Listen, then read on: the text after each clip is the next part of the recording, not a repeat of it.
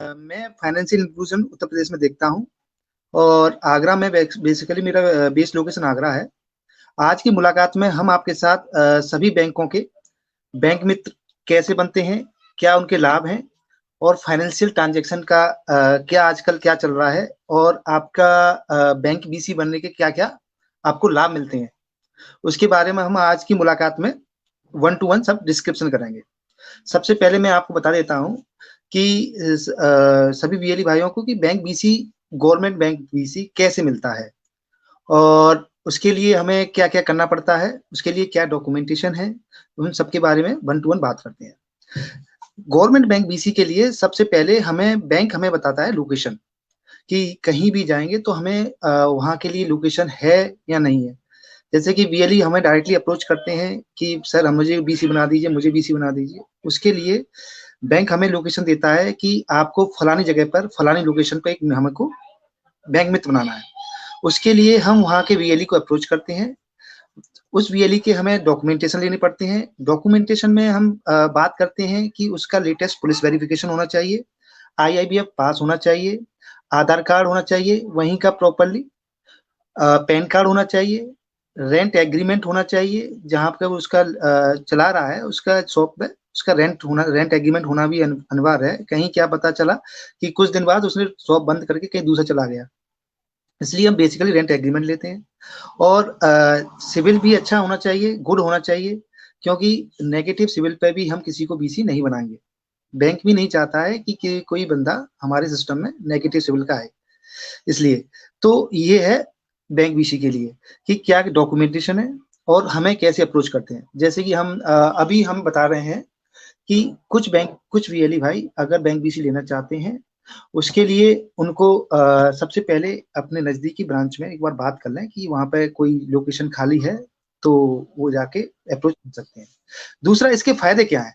फ़ायदों के लिए हम बात करते हैं तो इसके बहुत सारे फ़ायदे हैं। इसका बेसिकली पर्पस ये रहता है हमारा कि जो भी अनबैंक्ड एरिया है, वहाँ तक अपने बैंकिंग सर्विस को पहुँचाना और उन कस्टमर का जो बैंक में नहीं आ सकते हैं, जो कस्टमर बैंक में नहीं आ सकता है या जो कस्टमर आपके वहाँ से मूव नहीं कर सकते हैं, तो उनको घर तक वो सर्विस देना।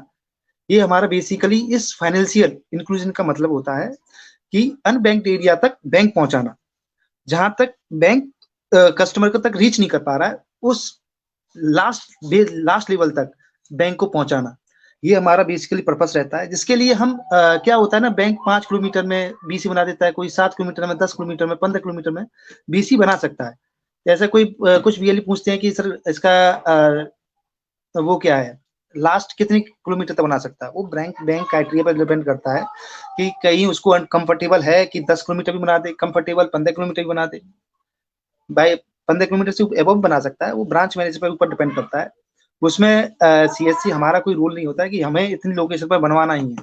कि हमारा कोई बीएलई 20 किलोमीटर दूरी पर है तो उसको हम बीसी बना दें, क्योंकि अगर हम उसको बीसी बना देंगे तो उसको कैश लाने ले जाने में दिक्कत है, कहीं बाहरी अनवांटेड एक्टिविटीज हो जाए कुछ, इसके लिए हम इतनी दूरी का भी नहीं बनाते।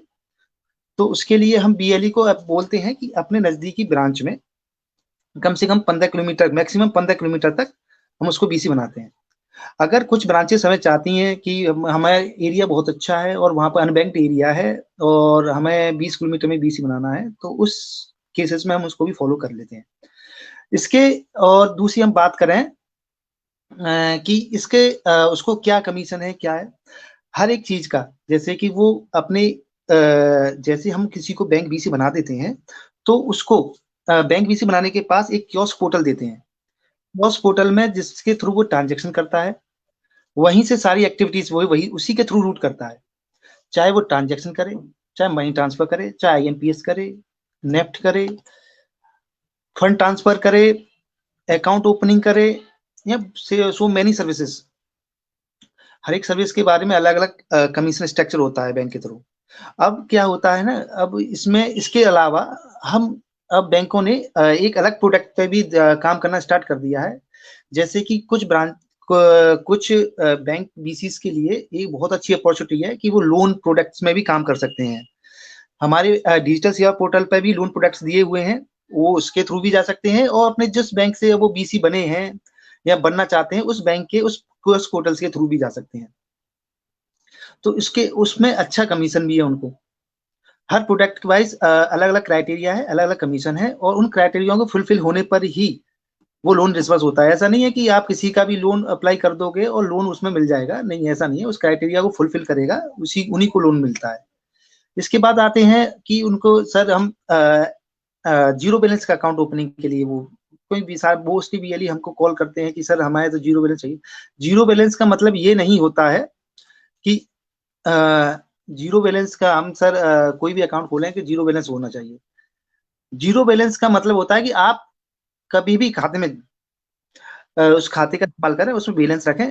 अगर उसमें सारा बैलेंस आपको कोई भी कहते हैं आवश्यक कार्य पड़ गया और तो उसमें से सारा पैसा निकालने पर कोई चार्ज नहीं कटता है, तो उसको जीरो बैलेंस खाता कहते हैं। ऐसा नहीं कि आप अपने खाते में जीरो बैलेंस ही रख रहे हो कि मोदी जी 15 लाख रुपए डालेंगे तो उसके लिए वेट कर रहे हैं, नहीं, ये रॉन्ग है। आपको अपने खाते को सुचारू चलाना है, उसमें पैसे रखने हैं। जीरो बैलेंस का मतलब ये होता है कि आप उसमें कोई भी आवश्यक कार्य पड़ा जिसके कारण आपको सारा पैसा निकालना पड़ा, तो वो सारा पैसा आप निकाल सकते हैं, और जो नॉर्मल सेविंग खाते हैं तो उनमें भी निकाल सकते हैं, तो उसका कोई चार्ज नहीं करता है। तो उस केसेस में आपको इस जीरो बैलेंस खाता होता है। जैसे कि हम अपनी अभी एक्सिस बैंक में भी 500 रुपए से खाता लेके आ रहे हैं, तो जो हमारे एक्सिस बैंक के बीसी हैं तो वो भी ये इसके लिए भी बेफिक्र हैं कि सर हमें जीरो बैलेंस का खाता चाहिए, कि हमारा खाता सर हमें एक्सिस बैंक गवर्नमेंट बैंक का बीसी चाहिए कि इसमें अकाउंट ओपनिंग नहीं है। वो भी इसके लिए बेफिक्र है। उसमें भी हम जल्द ही एक्सिस बैंक में 500 रुपीज से मिनिमम 500 रुपीज से खाता खोलना स्टार्ट कर देंगे। ठीक है, तो वो भी एज गवर्नमेंट बैंक की तरह ही है कि उसमें भी कैश डिपॉजिट है, विड्रॉल है, बैलेंस क्वारी है, मनी स्टेटमेंट है, सब कुछ सर्विस दे रहे हैं। और उसका भी जो भी प्रक्रिया है वो भी हमने आपके साथ शेयर की हुई है, सभी वीएलई भाइयों के साथ व्हाट्सएप के थ्रू, मेल के थ्रू या ब्रॉडकास्ट के थ्रू, सबके साथ हमने शेयर की हुई है।